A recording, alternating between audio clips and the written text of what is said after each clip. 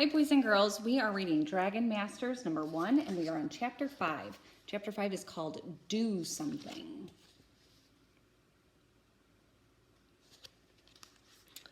The training room was one big open space.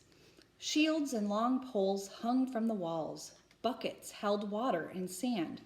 And at one end of the room, there was a round target. Straw stuffing poked out from the sides. You can see here's the target, and there's straw stuffing. Griffith pointed at the target. Sparks flew from his finger, and a red bullseye showed up on the target. "It's time for your target practice," the wizard said. "Me first," Rory called out. "Vulcan, come." The red dragon stomped forward. "Vulcan, fire," Rory yelled. The dragon's orange eyes glowed. Then 2 streams of fire shot from his nose. The streams twisted together. The fire hit the bullseye. "Perfect," Rory cheered. Then the straw burst into flames. Drake jumped back. Ooh. "Good aim," said Griffith. "Bo, can you help put out the fire?" "Yes," Bo said. He looked at his dragon. "Shoo," he said simply. He didn't yell like Rory. Shoo swiftly crossed the room.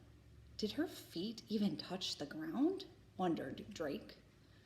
"Water, please, Shoo," Bo said. A stream of water sprayed out of the blue dragon's mouth.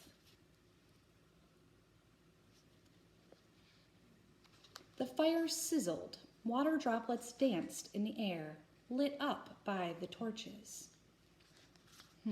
Fire, water. "Capri, rainbow time," Anna cried.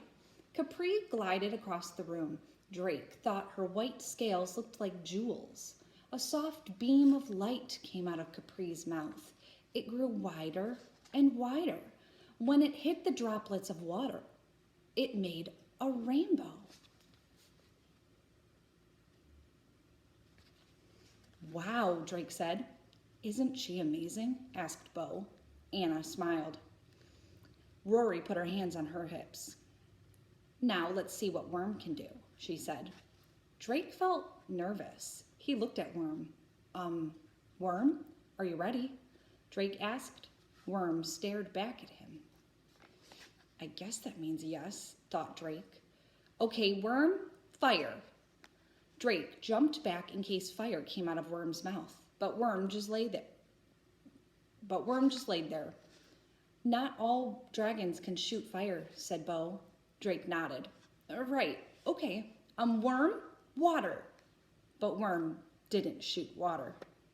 "Ha!" Rory laughed. "I knew it. Worm can't do anything." Drake's cheeks grew hot with anger. "He's just warming up," he said. "Come on, Worm. Shoot light out of your mouth." Still nothing.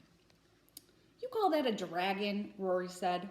"Please, Worm," Drake whispered to his dragon. "Do something." Worm just blinked.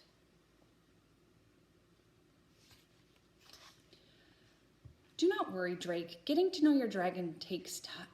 Do not worry, Drake. Getting to know your dragon takes time, Griffith said.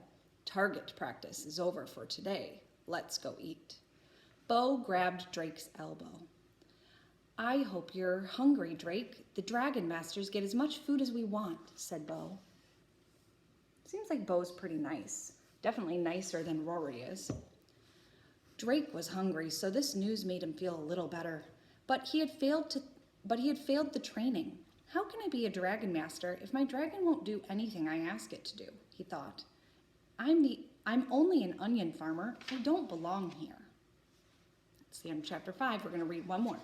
Chapter 6, A New Friend.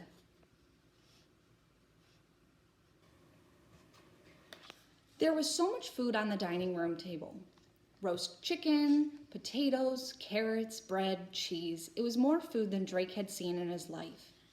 "Pass the potatoes, please," Drake said. Griffith pointed to the plate of potatoes. Sparks flew from his finger. As the plate floated over to Drake, he forgot all about wanting to go home. He stabbed a potato with his fork. "Is every supper like this?" Drake asked Bo. Bo nodded. "Yes, there is always a great deal of food," he said, "but sometimes I miss my mother's soup."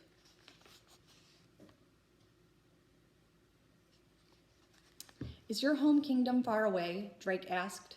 "Very far," said Bo. "I come from the east, the kingdom of Emperor Song." "And I come from the south," added Anna. "It's warm there, not cold and damp like it is here." "Well, I am proud to be from this kingdom," Rory said. "My father is a blacksmith. He makes the best horseshoes in our village." Drake missed home. He turned to Griffith. "Is there a way I can let my family know I'm okay?" Drake asked. The wizard nodded. "You may send them a note." He waved to one of the servants. "Please bring this boy a paper and a quill." A servant gave Drake a paper, a small pot of ink, and a feather.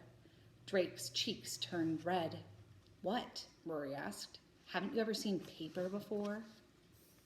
So here's the paper, the ink, and then here's the quill. A quill is a feather, and it has a pointed tip, and you would put this into the ink so that you would be able to write with that ink.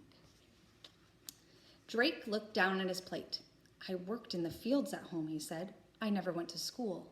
I know how to read, but we never had paper or quills, so I don't know how to write." Rory started to say something, but Griffith gave her a hard look. Bo picked up the quill. "I will write the note for you," he said. "Thanks," Drake said. Then he told Bo what to write. "Dear Mother, I am safe, so please do not worry. Everything is new and exciting. The king is keeping me well fed. My new friend Bo helped me write this letter. Love, Drake." Here's the letter. So you can see, put the introduction at the top, you put "Dear Mother," and then you always put the comma. Then he went down a line and he indented because he was starting his writing. He wrote his paragraph, his few sentences, and then at the end he went down another line, wrote "love," comma, and then his name. Drake did not say anything about dragons. He thought that might scare his mother. The servant took the note away. Drake yawned. "So where do we sleep?" "We have rooms in the tower," Bo said. "You will be in my room." Drake smiled. Good. At least he had one new friend here. Suddenly a soldier stomped into the room. "All rise for King Roland the Bold," he said. That's the end of this chapter.